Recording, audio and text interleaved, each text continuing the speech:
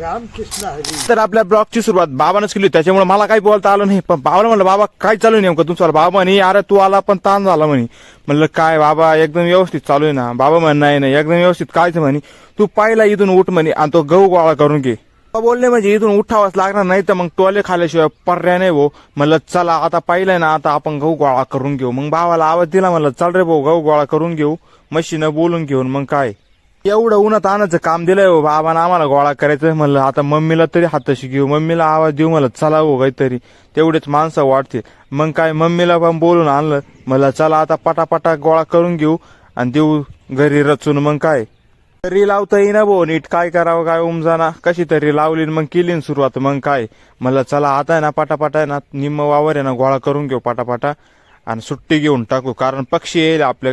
मग आहे ना म्हणलं तुम्ही ना आता जा, मी ना आलोच म्हणलं पक्षीनं चक्कर मारून. मग मारले भाऊ इकडंच कलटीन. मग काय म्हणलं चला आता बरं झालं भाऊ. म्हणलं चला आता शेडमध्ये ना थोड्या वेळ बसू आणि मग जाऊ.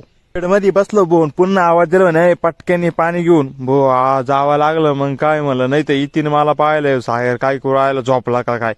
लगेच उठलो भाऊ, म्हणलं चला ना पहिला पुन्हा एकदा चक्कर हाणू आणि ना जाऊ पटक्यान म्हणलं आता. आणि कोण कोण का असं पोल्ट्री फार्म ते नक्की कमेंट करून सांगा. चला मग मी ना आता ना गहू गोळा करायला जातो.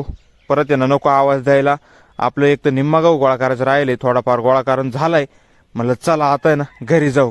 मग एवढा गोळा केला आणि घरी आलो निघून. Like share subscribe